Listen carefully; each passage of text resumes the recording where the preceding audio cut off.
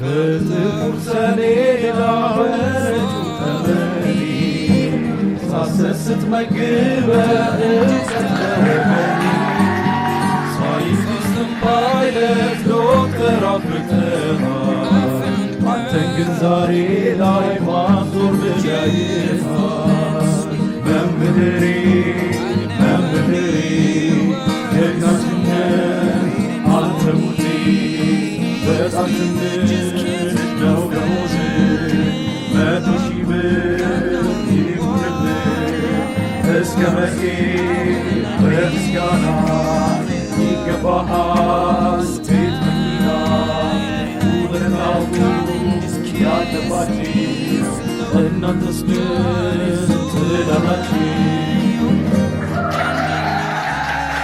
በሕይወቴ ለመጀመሪያ ጊዜ ነው እንደዚህ አይነት ምስጋና ሲሰጠኝ። እውነቴን ነው የምላችሁ።